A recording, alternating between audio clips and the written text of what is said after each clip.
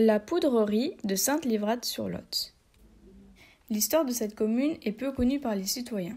Tout a commencé en septembre 1939. L'État a décidé d'exproprier 62 familles occupant 427 hectares. Ses habitants avaient seulement une quinzaine de jours pour évacuer les lieux. Ces familles n'ont donc pas eu d'autre choix que de quitter leurs habitations. Tout a été rasé en quelques semaines seulement. Maisons, dépendances, arbres, seulement quelques bâtiments sur le bord du Lot ont été épargnés. L'abondance de l'eau dans les sous-sols et la proximité du Lot ont été les choix majeurs de ces lieux, mais aussi car l'État avait besoin de redynamisme local pour l'économie sociale. 200 emplois promis. Le 1er novembre 1939. Début des travaux. Sous la responsabilité, 600 bâtiments ont été prévus à la construction en béton armé. Par mesure de sécurité, ils auraient été répartis de façon individuelle sur toute la surface en cas d'explosion. Il y a peu de diversité dans les modèles de bâtiments. La plupart auraient été utilisés en entrepôt de stockage pour les matériaux de base et de poudre. Ces bâtiments furent transformés par la suite en bâtiments de conservation. Et d'autres bâtiments, eux, servaient à la fabrication de munitions. L'association Mémoire de la Poudrerie a installé 2 panneaux d'information présentant des archives officielles communiquées pendant la Deuxième Guerre mondiale émanant de diverses administrations et services de l'État de l'armée. Devant la pénurie de main-d'œuvre locale, l'État a décidé d'avoir recours à 14 compagnies de travailleurs étrangers demandant 250 hommes, des réfugiés républicains espagnols venus de camps de 7 fonds. Ils ont donc construit à cet effet 5 camps pour les héberger, un à Sainte-Livrade, un à Bias, 2 à Casseneuil et un à Villeneuve.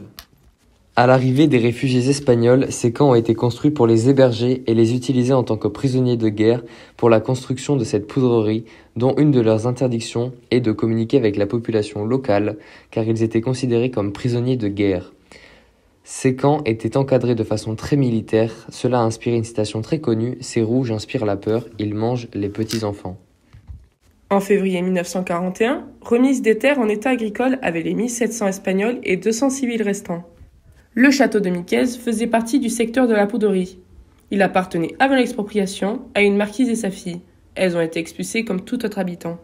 Toujours en 1941, on enregistre 13 naissances d'enfants issus des réfugiés espagnols. Ce château aurait donc servi à ces enfants en tant que colonie de vacances. La charpente a été créée afin d'isoler le bâtiment prévu pour accueillir les bureaux administratifs de la poudrerie.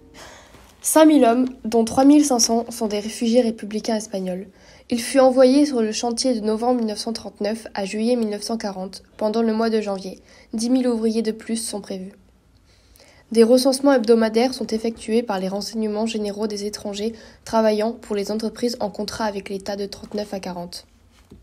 En février 1940, 700 militaires réservistes ont été affectés pour la formation des ouvriers de la poudrerie. D'après des documents officiels de mars 1940, 50 millions de francs, soit environ 48 millions d'euros, ont été dépensés dans tous les événements précédents.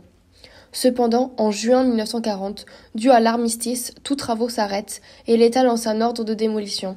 L'ordre d'arrêt définitif est seulement le 15 août 1940.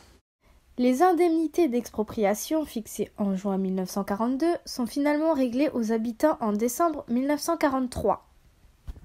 Le centre de formation des aviateurs de Salon de Provence fut délocalisé au camp du Caffi de Sainte-Livrade et au camp de la Gloudoune à Casseneuil. En tout, 3000 militaires y resteront jusqu'à début 1946.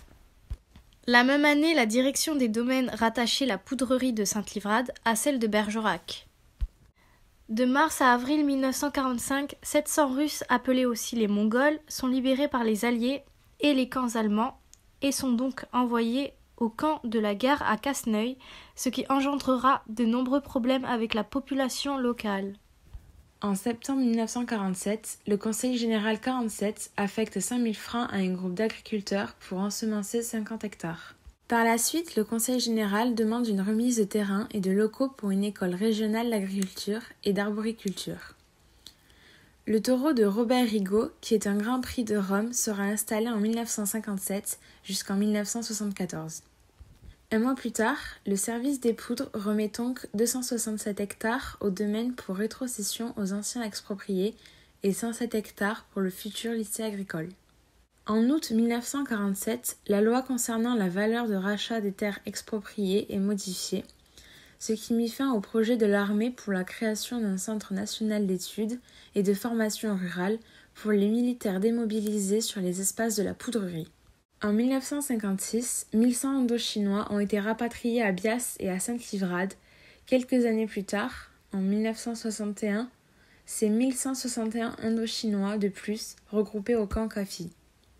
Suite à tous ces événements, en 2014, lors de la Journée du patrimoine, a eu lieu la première visite de la poudrerie par le raconteur de pays local, M. Gérard Fiol, avec un total de 25 participants, faisant partie de l'association Mémoire de la poudrerie de Sainte-Livrade et proposant des visites guidées de ces lieux.